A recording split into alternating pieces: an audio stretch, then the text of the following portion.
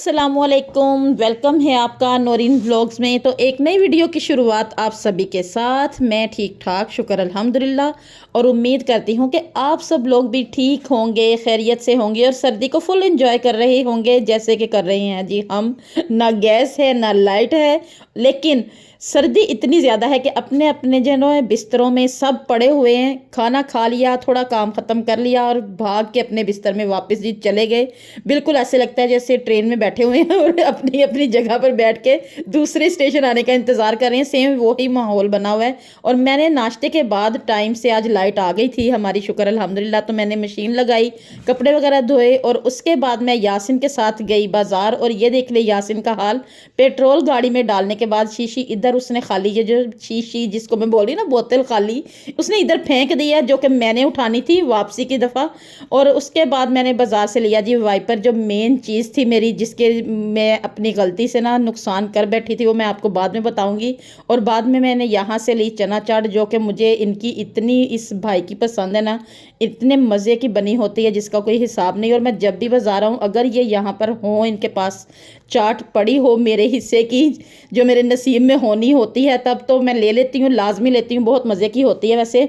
और मेरे लिए आज टास्क ये था कि मैंने बाइक पर बैठ के इसको कैसे लेके आना था, वाइपर को, बहुत ही मुश्किल हो रहा था। और वापसी में रास्ते में यासिन के फ्रेंड्स उसको मिल गए, तो उन्होंने एक दूसरे को इतनी ज़ोर से दूर दूर से आवाज़ें लगाईं।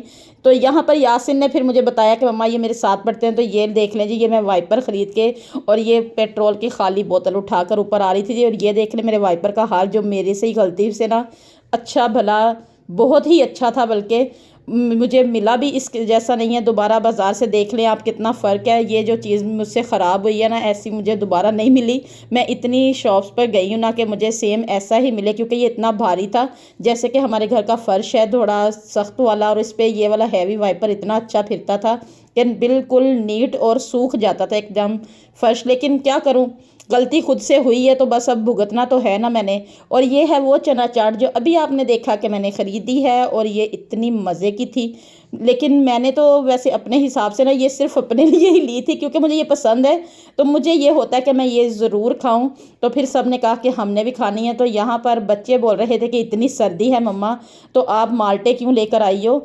लेकिन ये सीज़न का फ्रूट है, जो सीज़न में ही अच्छा लगता है, आपको तो पता है।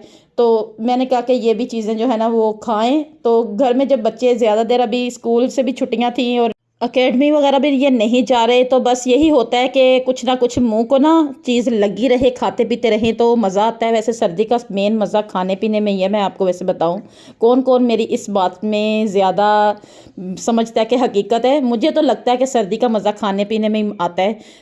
सर्दी में हर चीज़ का अपना ही मज़ा है। और मेरे हस्बैंड लेकर आए थे ये फ़िश, मैंने मंगवाई थी अपने लिए। ये थोड़ी छोटी साइज़ की, जो यहाँ पर सिंध में ना बहुत मज़े की बनती है, ये छोटी साइज़ की फ़िश। ये बिल्कुल ऐसे इन्होंने तो अलग अलग पीस कर दिए ना, लेकिन ये फुल साबुत जैसे हो ना, वैसे ही इसको फ्राई करें तो बहुत मज़े की होती है।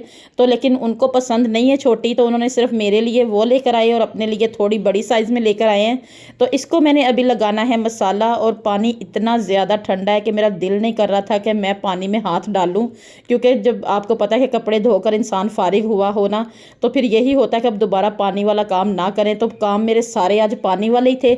उसके बाद मैंने फ़िश को धोया, मसाला लगाया, और सूट को श्लिंग तो मैंने किया था जी दिन के टाइम, लेकिन इसको वापस ड्राई होने के बाद उतारते उतारते ना मुझे हो गई है रात, और ये वापस इतना ही गीला हो गया, ठंडा ठंडा लग रहा है ना मुझे, जैसे कि वापस इसको स्पिनर करने के साथ इंसान नहीं ड्राई करने के लिए डालता, सेम वैसे ही ठंडा था। तो यहाँ पर इसको अभी मैं उतार के लेके जाऊंगी अंदर, और देखते हैं ये कितने दिन में सिलाई होगा, क्योंकि अब जो मेरी सिलाई की स्पीड है ना वो बहुत ही ज़्यादा कम हो गई है। और यहाँ पर ये मैडम बैठ के दांत निकाल रही हैं कि इसको मैंने कहा था थोड़ी देर पहले कि हरम ये ज़रा सूट उतार के अंदर ले जाओ, तो इसको बकौल हरम के कि मैं भूल गई हूँ मम्मा आप खुद ही उतार लो। और सर्दी आज इतनी ज़्यादा थी कि वैसे तो हम कंबल लेकर सोते थे, लेकिन यकीन करें कि मुझे रात के टाइम, ये 11:30 का टाइम था, और मैंने कहा कि अब तो मैं लिहाफ एक निकाल लूँगी अपने संदूक में से जो कि इसके साथ मिलाकर ऊपर लूँगी। तो यहाँ पर मैंने उसको निकाला है, और जो बाकी बिस्तर वगैरह है ना वो रख दिए हैं कि सुबह दोबारा इनको सेट करके रखूँगी, क्योंकि जल्दी जल्दी में ज़रा निकाला है। तो फिर पता है आपको इन चीज़ों में ना थोड़ा टाइम लग जाता है। और ये है जी अगले दिन की सुबह, और नाश्ता बनाने के बाद मैं आई थी अंदर और इनको उठाने के लिए आई थी कि अब उठ जाओ, सब चीज़ें बिल्कुल तैयार हैं। और खाना वगैरह खाने के बाद यहाँ पर मैं कर रही हूँ अपने हस्बैंड का सूट प्रेस। और ये वो सूट है जो कि इन्होंने, जब भी मैं इनको बोलती हूँ ना कि सर्दियों में ये सूट पहन ले, तो मुझे ये जवाब मिलता है कि ये इतना वज़नी सूट है, इसको कौन पहनेगा। तो आज इतनी सर्दी थी कि इन्होंने मुझे खुद ही कहा है कि तुम मेरा जो गर्म वाला सूट है ना उसको प्रेस कर दो। तो यहाँ पर मैं सूट प्रेस कर रही हूँ और आपको बताती हूँ, अभी आपको ना मेरा हाथ नज़र आएगा जो थोड़ी सी बाजू पर ना जले का निशान है। और ये है जी कल का, और इसके बारे में भी एक स्टोरी है, अभी आपको सुनाती हूँ मैं। कि कल मैं कर रही थी यासिन के कपड़े प्रेस और बीच में मैं उठ के ज़रा गई तो मुझे उंजिला बोलती है कि मम्मा ये इस्त्री जो है ना ये थोड़ी गर्म हो गई है, तो आप अपना हाथ बचा के, कहीं आपका हाथ जल ना जाए। तो अभी वैसे जलने का कोई प्रोग्राम नहीं था, लेकिन जैसे इसने कहा है तो मैं अपनी तरफ से अपनी बाजू को साइड पे कर रही हूँ, तो वो सीधा प्रेस करते करते मेरी बाजू जल गई। और इतनी ज़्यादा जली है ना कि मुझे कल इतनी तकलीफ़ थी इस बाजू की वजह से, और आज ये इतना ज़्यादा इसका निशान बन गया था। और मैं उसको बोल रही हूँ कि आइंदा मुझे काम करते हुए तो बिल्कुल भी बीच में ना कहना कि ऐसे ना करें वरना ऐसे हो जाएगा, पता नहीं क्यों मुझसे हो ही जाता है वैसे। ये बात मेरी आज तक समझ में नहीं आई। और कपड़े प्रेस कर रही थी और सर्दी की वजह से इस्त्री करते करते वापस ठंडी हो जाती थी और मुझे बहुत ही ज़्यादा टाइम लगा। फिर मैंने कहा कि चलो अब इसी हिसाब से मैं साथ में जब कपड़े प्रेस करने बैठी हूँ तो मैं सूट की कटिंग भी कर लूँ, क्योंकि सूट कटिंग किया हो ना तो फिर जिस वक्त भी टाइम मिले इंसान उस वक्त बैठ के इसको स्टिच कर सकता है। तो बस अभी जो है ना इसको स्टिच करना मेरे लिए जो बहुत बड़ा चैलेंज है, क्योंकि काफ़ी अर्से बाद मैंने कपड़े दोबारा से स्टिच करने शुरू करने हैं। अल्लाह खैर खैर करे और अल्लाह पाक हिम्मत ताकत दे सबको अपने अपने काम ख़त्म करने के लिए। तो बस इसको मैं प्रेस करके इसकी कटिंग वगैरह करके इसको रख लूँगी। तो उसके बाद फिर देखते हैं कि और कौन कौन से काम हैं जो कि मैंने करने हैं। वैसे मेरा दिल, यकीन करें, सर्दी इतनी ज़्यादा है कोई काम करने के लिए दिल नहीं करता। थोड़ा सा काम कर लो ना तो हाथ इतने ज़्यादा ठंडे हो जाते हैं। बस यही होता है कि कोई हमें कह दे कि ये लें जी खाना तैयार है तो आप खा लें, तो बस यही है जी हिसाब। इस वक्त में ना जब ऐसी सर्दी हो, ऐसे दिल ना कर रहा हो काम करने को, फिर अम्मी की जो याद आती है कि हमारी माएँ भी ऐसे ही हमें करके देती होंगी जैसे अब हम सर्दी में उठ के करते हैं, तब उनको भी तो सर्दी लगती होगी। तो बस अल्लाह पाक सबकी माओं को सलामत रखे, सेहत दे, तंदुरुस्ती दे, और जिनकी दुनिया में नहीं अल्लाह पाक उनको जन्नतुल फिरदौस में जगह दे। आमीन सुम्मा आमीन। और कपड़े कटिंग करने के बाद जी मैंने बनाना था रात के लिए सबके लिए चावल के आटे की रोटी और साथ में चाय।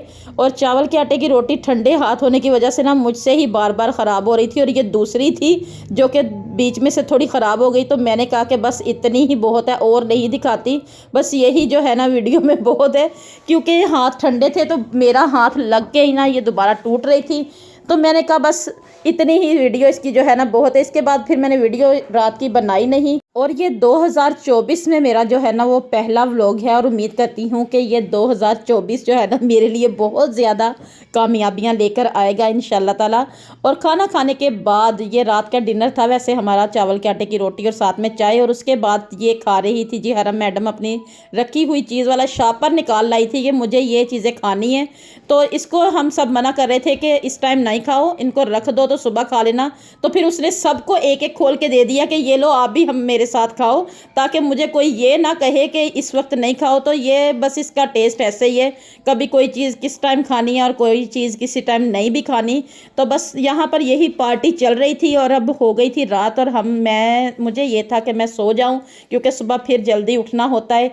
तो उठते उठते भी यही होता है कि थोड़ा सूरज निकल ही आए। तो मैं यही दुआ करूँगी कि सुबह अल्लाह खैर खैर करे, थोड़ा सूरज निकलेगा और हम थोड़ा धूप के हिसाब से चलेंगे वापस। यकीन करें बादल देख देख के ना दिल को फिर से ना कुछ होता है। और ये है जी अगले दिन की सुबह नाश्ता वगैरह करने के बाद मैं फिर सो गई थी, और मुझे फिर सब ने उठाया कि धूप निकल आई है। तो तुमने ही सबसे ज़्यादा शोर किया हुआ था कि धूप नहीं निकल रही, धूप नहीं निकल रही, तो बाहर आए आकर देखें। तो फिर मुझे उंजिला ने कहा कि मम्मा मैं थोड़े से कपड़े जो गिले रह गए थे ना उनको मैंने दोबारा से ड्राई करने के लिए डाल दिया है। तो यहाँ पर कपड़े जो हैं वो दोबारा से ड्राई हो रहे थे, धूप बहुत अच्छी निकल चुकी थी।